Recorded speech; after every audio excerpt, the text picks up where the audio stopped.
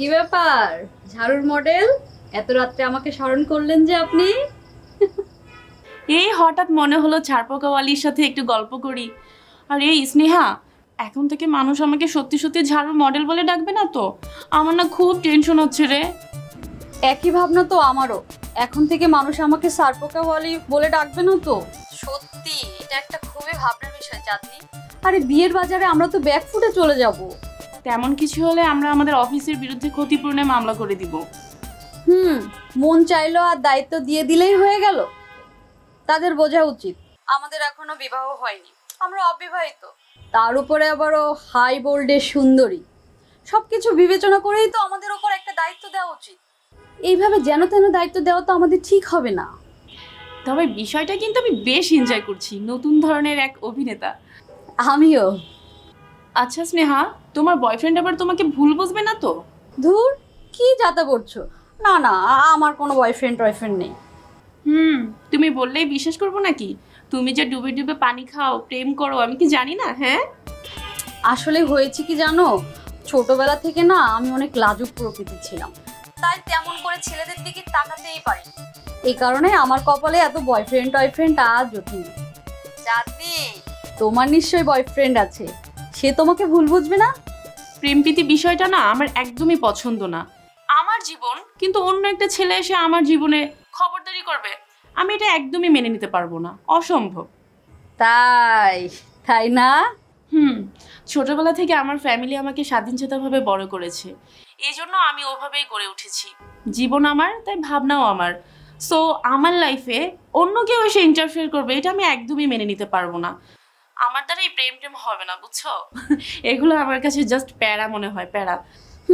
ভালো। কি ভালো? এই যে তোমার সিদ্ধান্ত। তাই বলো। আচ্ছা শোনো চাঁদনি, আমাকে সকাল সকাল ঘুমিয়ে পড়তে হবে, তা না হলে চোখের নিচে কালো দাগ পড়ে যাবে, তখন চেহারাও বাজে হয়ে যাবে। ঠিক আছে, হ্যাঁ তুমি তাহলে ঘুমিয়ে পড়ো।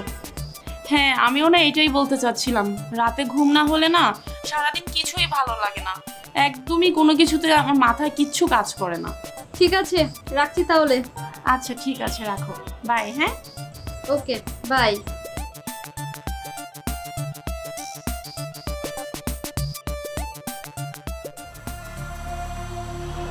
আমার যা বোঝা শেষ।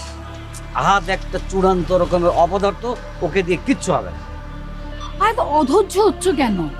আরে তুমি চিন্তা করে দেখো, এত জায়গা থেকে এতবার সে টার্গেট করলো, কিন্তু একটা বসে শুট করতে পারলো না। এটা তুমি আমাকে বিশ্বাস করতে বলো? তুমি ভুলে যাচ্ছ সাইল, কক্সবাজারে আনিকা কিন্তু বারবার আমাদের টার্গেট থেকে বের হয়ে গেছে। আমি ভুলে যাইনি, কক্সবাজারের হিসাবটা ছিল আলাদা। কোনো হিসাবই আলাদা না। কক্সবাজারে আনিকাকে বারবার শিশির সাহেব সেভ করেছে। আমার তো মনে হয় এখানেও শিশির সাহেবই সেভ করছে। আচ্ছা তোমার কথা আমি মেনে নিলাম, কিন্তু এখন তুমি বলো যে রেস্টুরেন্টের মধ্যে তারা দুজন যে ঢুকে হাওয়া হয়ে গেল। আমি যতদূর জানি ওই রেস্টুরেন্টের পেছনে কোনো দরজা নাই, পিছন থেকে পালানোর কোনো সুযোগ নাই। আহাদ সাহেব কি তাহলে আমাদের মিথ্যে বললো? জানি না, আমি ঠিক জানি না, আমি কিছুই বুঝতে পারছি না। শুধু মনে হচ্ছে আহাদের পেছনে আমাদের স্পাই লাগানো উচিত। ও কোথায় যাচ্ছে, আদৌ কিছু করছে কিনা সেটা আমাদের জানার দরকার। তুমি নিশ্চয়ই ভুলে যাওনি, আহাদ কিন্তু একদিন মজা করে হলেও আমাদের দিকে পিস্তল তাক করেছিল।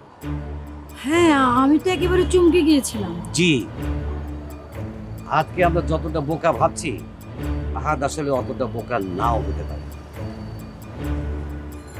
কথাটা তুমি মন্দ বলো না।